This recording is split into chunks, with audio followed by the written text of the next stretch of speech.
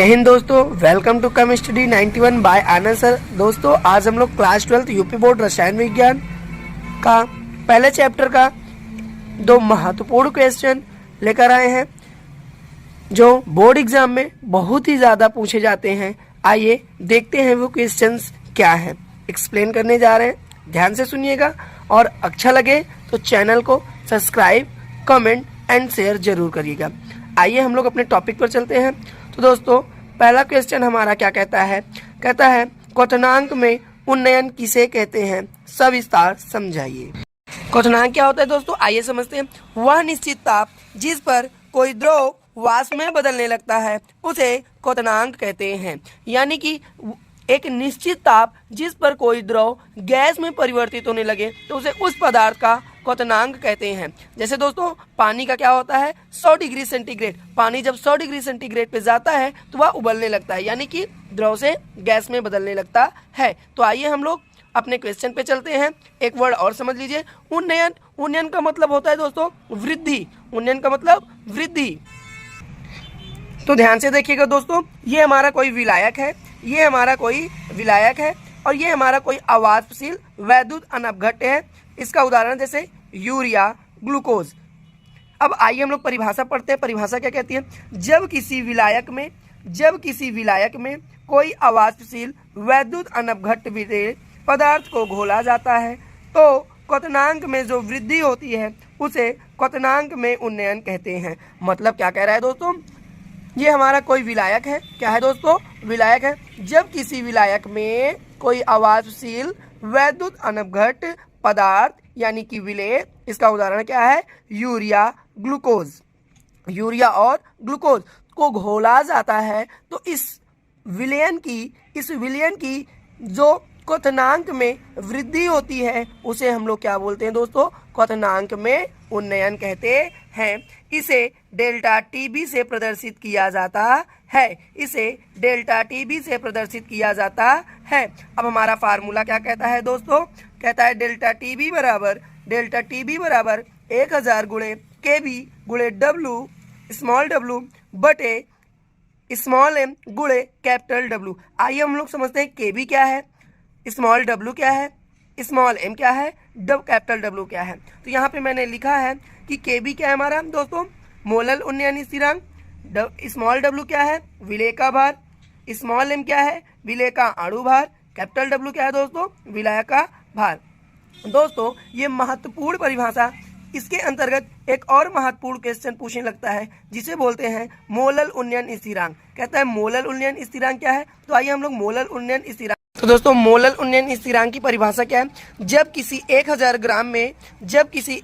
ग्राम में कोई अवाष्प 1 ग्राम अणु अवाष्पशील वैद्युत अनपघट्य घोला जाता है तो क्वथनांक में जो वृद्धि होती है उसे मोलल उन्नयन स्थिरांक कहते हैं। दोस्तों मोलल उन्नयन स्थिरांक की परिभाषा आइए हम लोग फिर से रिपीट करते हैं।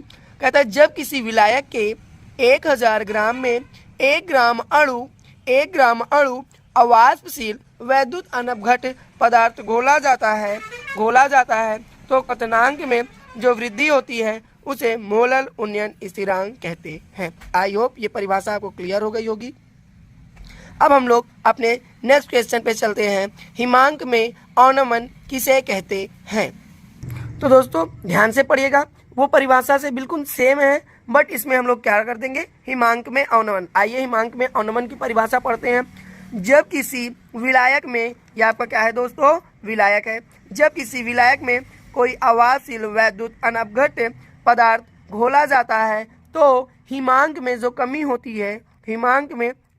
होती है उसे हिमांक में अवनमन कहते हैं। उसमें क्या हो रहा था दोस्तों, जब किसी विलायक में कोई अवाष्पशील वैद्युत अनपघट्य घोला जाता था तो क्वथनांक में वृद्धि होती थी तो उसे हम लोग क्वथनांक में उन्नयन कहते हैं।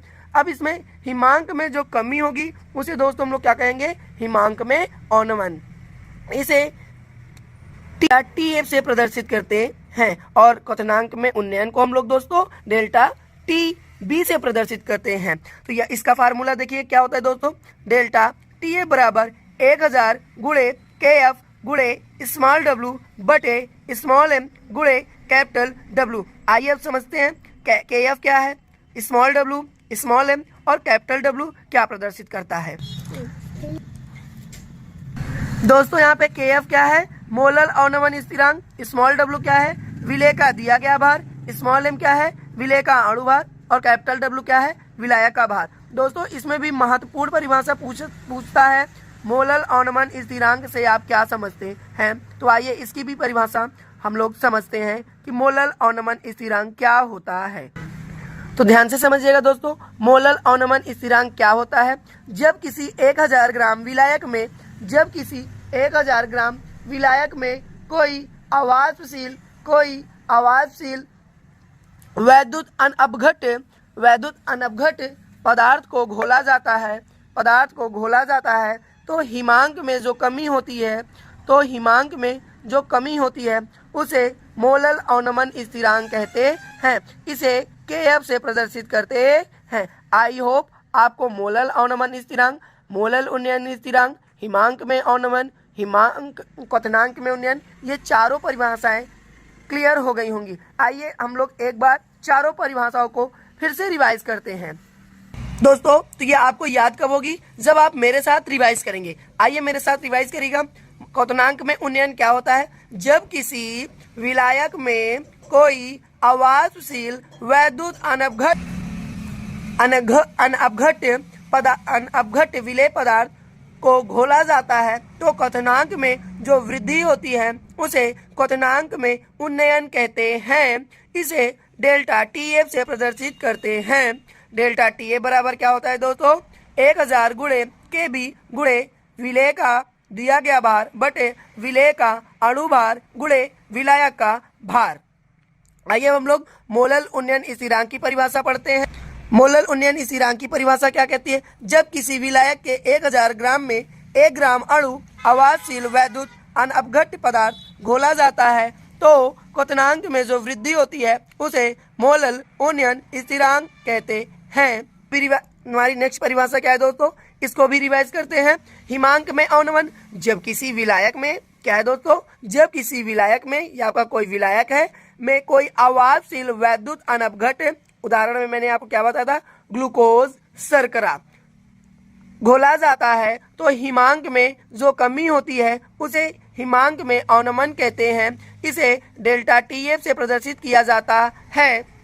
अब इसमें हमारी क्या मोस्ट इंपॉर्टेंट डिफिनेशन थी दोस्तों, मोलल अवनमन स्थिरांक। तो मोलल अवनमन स्थिरांक की परिभाषा आप लोग अपने से बोलिए, जब किसी 1000 ग्राम विलायक में कोई वैद्युत अनअपघट अवाष्पशील पदार्थ को घोला जाता है तो उसके हिमांक में जो कमी आती है उसे ही दोस्तों हम लोग क्या बोलते हैं, मोलल अवनमन स्थिरांक। आई होप आपको चारों परिभाषाएं याद हो गई होंगी।